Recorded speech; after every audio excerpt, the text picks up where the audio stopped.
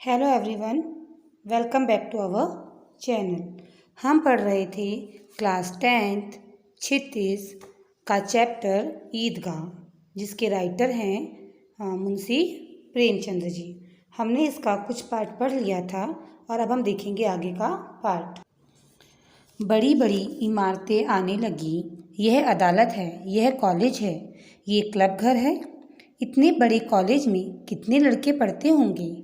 सब लड़के नहीं हैं जी, बड़े बड़े आदमी हैं। सच, उनकी बड़ी बड़ी मूछें हैं। इतने बड़े हो गए अभी तक पढ़ने जाते हैं, ना जाने कब तक पढ़ेंगे और क्या करेंगे इतना पढ़कर। हामिद ने मदरसे में 2-3 बड़े बड़े लड़के हैं, बिल्कुल 3 कौड़ी के, रोज़ मार खाते हैं, काम से जी चुराने वाले। इनकी जगह भी उसी तरह के लोग होंगे क्या? क्लब घर में जादू होता है, सुना है यहाँ मुर्दे की खोपड़ियाँ दौड़ती हैं और बड़े बड़े तमाशे होते हैं, पर किसी को अंदर नहीं जाने देते। और यहाँ शाम को साहब लोग खेलते हैं, बड़े बड़े आदमी खेलते हैं, मूंछों दाढ़ी वाले, और मैमें भी खेलती हैं। सच, हमारी अम्मा को वह दे दो, क्या नाम है बेटे को, तो उसे पकड़ ही ना सके, घुमाते ही लुढ़क ना जाएं। महमूद ने कहा। हमारी अम्मी जान का तो हाथ कांपने लगे, अल्लाह कसम। मोहसिन बोला, अम्मी मनो आटा पीस डालती हैं, जरा सा बैट पकड़ लेती हैं तो हाथ कांपने लगे। सैकड़ों घड़े पानी रोज़ निकालती हैं, 5 घड़े तो मेरी भैंस पी जाती है। किसी मैम को 1 घड़ा पानी भरना पड़े तो आंखों तले अंधेरा आ जाए। महमूद, लेकिन दौड़ती तो नहीं, उछल कूद तो नहीं कर सकती।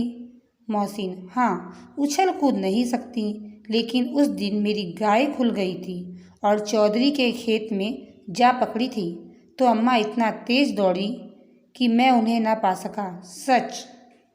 आगे चलें, हलवाइयों की दुकानें शुरू हैं, आज खूब सजी हुई थी। इतनी मिठाइयाँ कौन खाता है, देखो ना, एक एक दुकान पर मनो होंगी। सुना है रात को जिन्नात आकर खरीद ले जाते हैं। अब्बा कहते हैं कि आधी रात को एक आदमी हर दुकान पर जाता है और जितना माल बचा होता है वह तुलवा लेता है और सचमुच के रुपए देता है, बिल्कुल ऐसे ही रुपए। हामिद को यकीन न आया, ऐसे रुपए जिन्नात को कहाँ से मिल जाएंगे? मोहसिन ने कहा, जिन्नात को रुपए की क्या कमी, जिस खजाने में चाहे चले जाएं, लोहे के दरवाजे तक उन्हें नहीं रोक सकते जनाब। आप हैं किस फेर में? हीरे जवाहरात तक उनके पास रहते हैं, जिनसे खुश हो जाएं उन्हें टोकरो जवाहरात दे दिए। अभी यहीं बैठे हैं, 5 मिनट में कलकत्ता पहुंच जाएं। हामिद ने फिर पूछा, जिन्नात बहुत बड़े होते होंगे?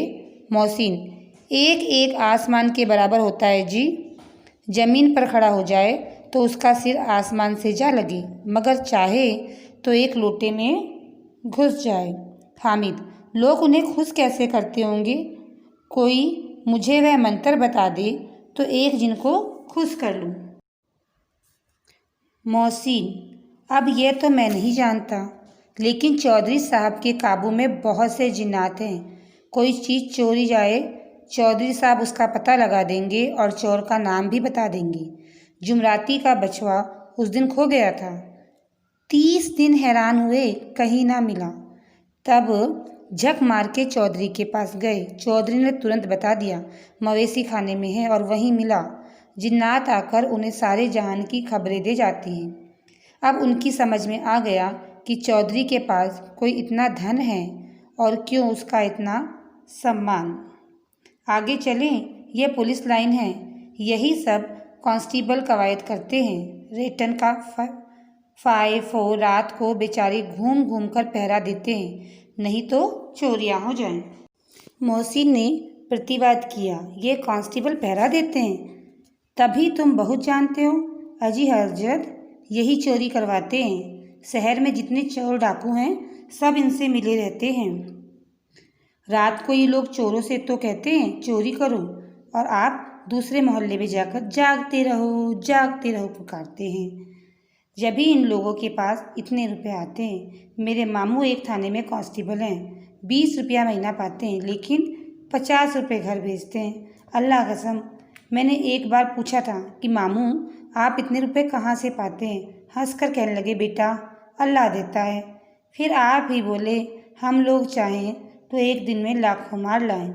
हम तो इतना ही लेते हैं जिसमें अपनी बदनामी ना हो और नौकरी ना चली जाए।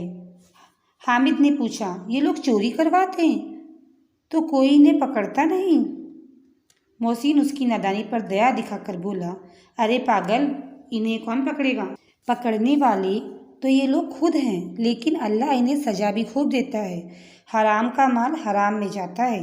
थोड़े ही दिन हुए, मामू के घर में आग लग गई। सारी लेई पूंजी जल गई, एक बर्तन तक न बचा। कई दिन पेड़ के नीचे सोए, अल्लाह कसम पेड़ के नीचे। फिर न जाने कहाँ से 100 कर्ज लाए तो बर्तन भांडे आए। हामिद, 150 से ज़्यादा होते हैं? कहाँ 50, कहाँ 100। 50 एक थैली भर होता है, 100 तो 2 थैलियों में भी ना आए। अब बस्ती घनी होने लगी थी। ईदगाह जाने वाली की टोलियाँ नजर आने लगी, एक से एक भड़कीले वस्त्र पहने हुए, कोई इक्के तांगे पर सवार तो कोई मोटर पर। सभी इत्र में बसे, सभी के दिलों में उमंग। ग्रामीणों का ये छोटा सा दल उन अपनी विपन्नता से बेखबर, संतोष और धैर्य में मगन चला जा